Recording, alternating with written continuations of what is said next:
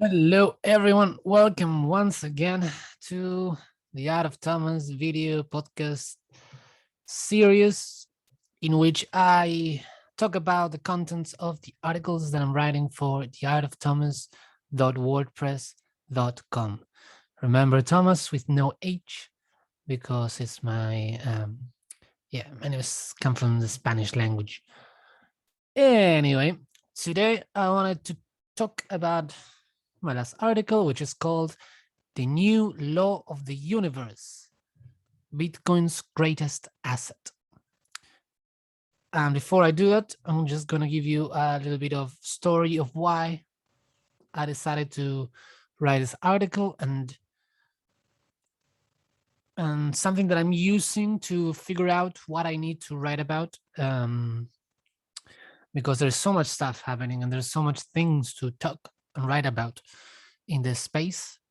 But to me, lately, I've been using the conversations with my friends because as Bitcoin is getting bigger and bigger and crypto in general, I have been having a lot more conversations with my friends that were not aware and they were not interested in it before.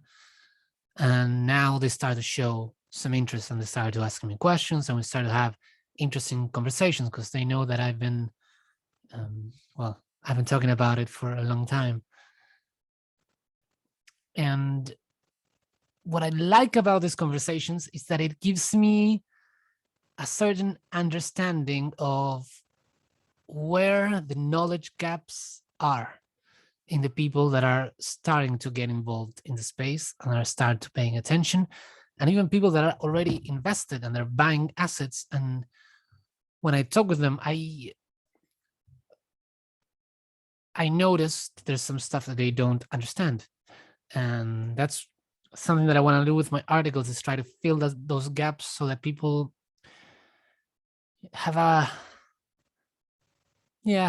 better understanding of the space in general, Bitcoin as an asset. I think it's very important to understand it well before one can start buying it, participating in the ecosystem, and um, investing in it, or whatever it is that they want to do. Is better if you have an understanding, at least. And I see there's a lot of gaps in people's knowledge, and I fully understand why. It's a really difficult thing to understand, and I believe that there's no one in the world right now that can understand Bitcoin fully. I think it's something that is so new, it's so revolutionary, that we can't fully grasp it. And as it's growing and as it is taking on more of the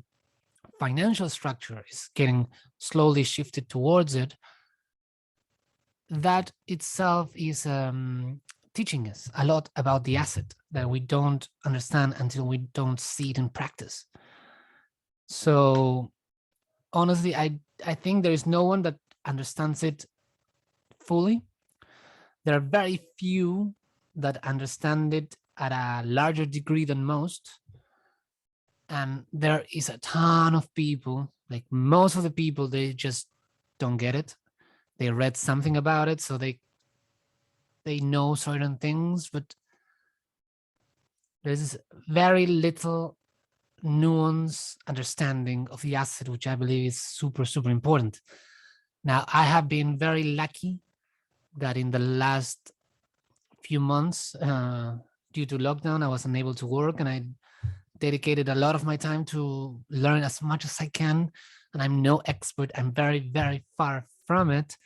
But anyway, I just want to um, talk about what I've learned in these last few months. I've been following the crypto space for a number of years now, but it's been this year in particular. I've been diving deep, and the last 4 to 6 months, I've been pretty much doing that full time. Um, and it's this funny thing that happened with my friends. They sent me an article, and the article was written by like prominent economy from the legacy financial structures. And I answer them like, hey man, like there's some things that his knowledge, like I can see that his knowledge of Bitcoin is not really up to date, because he's saying some stuff that they're not wrong. He just doesn't seem to have a deep understanding of the assets like the people that I'm listening to have, and they have something different to say about the article. And all my friends were like, now you're an economist, now you think you know more than these famous people. And it's nothing like that. I don't think I'm particularly smart. I don't think I'm particularly wise. And I don't think you should take anything I say as facts. You should always do your own research. But I think there's some stuff that people are saying that I just like to point them out, and then everybody can do what they want. But I just feel like it needs to be said, because in this particular article that my friend sent me, and I've heard this a lot, is that Bitcoin has no assets behind it. And I understand why people would say that. It is not entirely wrong, because yes, Bitcoin has no physical assets behind it. So for example, if you would invest in a company, the company would have the services or the product that they would produce and sell and make a profit. But they also have assets, as in office space, as in buildings, computers, all that stuff that is physical, that if the company goes bankrupt, they can sell, and you have that. At least if everything fails, you have the physical assets. And yes, Bitcoin does not have any physical assets. Bitcoin itself is only like an economic system. However, what I do think it needs to be said is that Bitcoin offers an economic network that functions automatically by itself. It's detached from all the other structures, and no one has any power over it, meaning no one can shut it down, nobody can mess with it. It's fair, it's independent completely. So what I would argue is that's the asset. The asset is that network of independent commerce.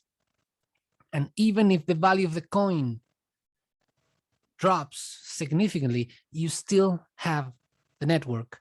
You can still interact economically, independently, far from the reach of any government or any,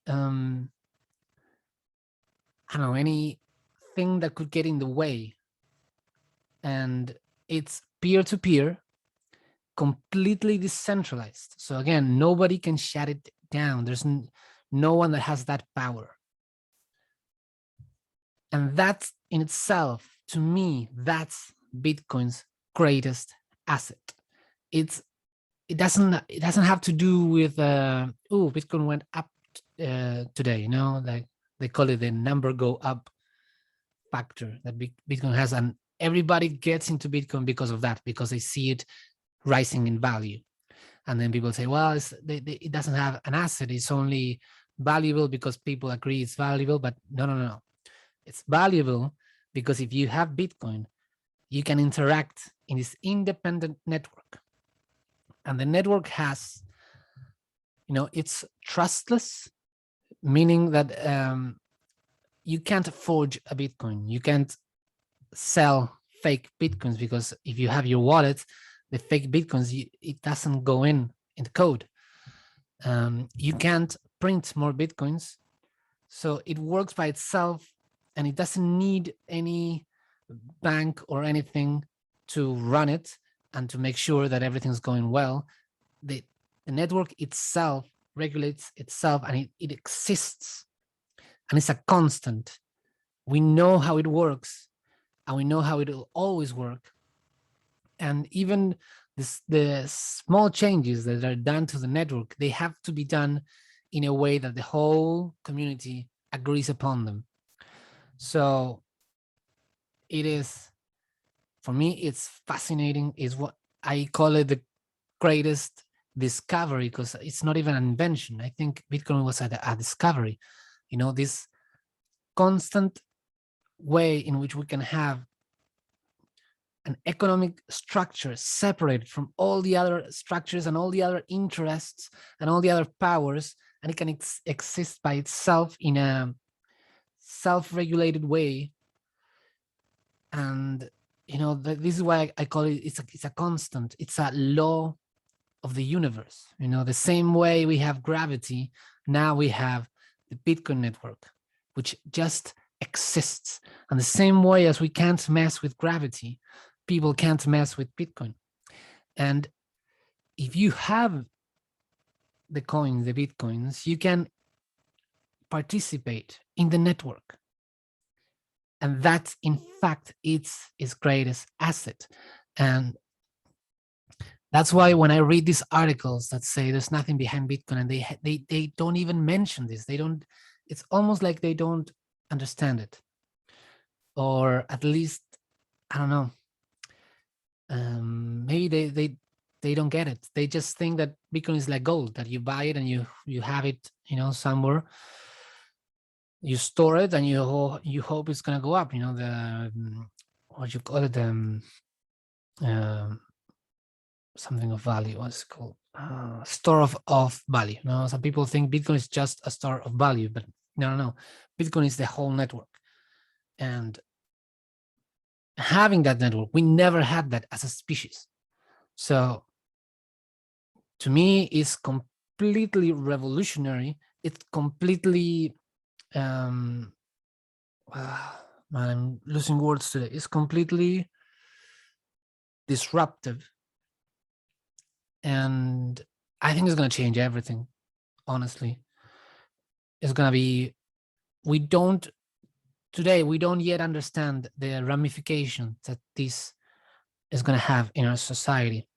Also, another thing that I think is like so crucial for people to understand, because we have seen in recent times, and I think we're going to see moving on forward, we're going to see more of it, is that people that are against certain ideologies and certain points of view, because the economics are run by governments, you are quite vulnerable if you want to go against the government's wishes or ideas. And because Bitcoin is a constant, like I call it, a law of the universe now, that means that if you have your Bitcoins, you are like, nobody can get between you and your Bitcoins. No one. The government, they don't have power unless someone gets hold of your keys. But that's up to every individual to make sure, because as long as you have your keys, you have access to your Bitcoins. And if you have access to your Bitcoins, you have access to the whole network. Even if your whole banking system gets shut down, you could still, in theory, and of course it's going to be hard to do it now, but as we move forward, I think it's going to be easier. You could pay rent in a peer-to-peer way if your landlord accepts Bitcoin as payments. You could buy groceries. I have friends that they buy groceries with Bitcoins using the Lightning Network. They go to the store, and instead of handing them cash, the store owner has a little QR code, and they pay with Bitcoins, and it happens instantly, and it's final settlement, and the shop owner has access to the money instantly. There's no transaction, nobody in the middle getting in the way. And it's better for the shop owner, it's better for my friend, it's peer-to-peer, and the government has no say in that. And I believe that's, as we move forward in time, that's going to be more and more the way things are.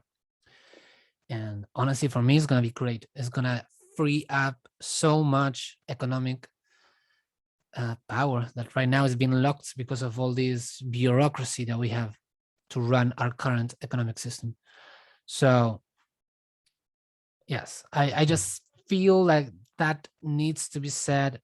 There is intrinsic value to Bitcoin, even though it doesn't have any physical assets behind it. But yeah, I believe it's either disingenuous from people that don't mention that when they say Bitcoin has nothing behind it. So they're not mentioning it because they don't see it as value. They don't mention it because they don't know, or I don't know. I don't know if maybe some people are not mentioning it on purpose. I'm not sure. I really don't think so. I honestly, I think there's just a lot of people that don't understand fully the asset, and they're writing about it and they're commenting about it, and they don't really understand it. And I get it. It it takes a lot of work. It's not something that you can read one article and yeah, I got it, or you can watch one video and you can understand it. It's something that requires constant intellectual hard work of sitting down, contending with ideas, because Bitcoin is very revolutionary and it invites us to ask very deep questions like, what is money? Why is the current economical system the way it is? Who is benefiting from it? And should we change it if we could? And those are really tough questions. And there's few people that are taking the intellectual hard work of really asking them and trying to leave behind their biases. And yeah, so I just wanted to throw it out there in the midst of the conversation, because we need a clearer understanding, and the people that are writing about it, they're commenting about it, and they're creating content about it, we need to really understand what it is we're talking about. And I don't know all of it. I am pretty sure I'm not amongst the ones who know it the most, but I am doing my best to understand it and to convey what I'm learning. And that is all I'm trying to do. Learn as much as possible and communicate it. And that's it. I'm not trying to do anything else. I'm not trying to gain a following. I'm not trying to become someone who lives off creating content on the internet, videos and such. I just want to add to the conversation because I see that there's a lot of lack of information right now, and yeah, just want to do my part in any way I can. So anyway, thank you for listening to this long-winded thing that I just made. And if you're watching the video and not listening to the podcast, I'll show you the little drawing that I did to go with this article. It's a little GIF. I'm trying to add little animations to make them a bit more interesting. And yeah, that is that. Thank you for watching or listening. I'll see you in the next one, hopefully, and have an amazing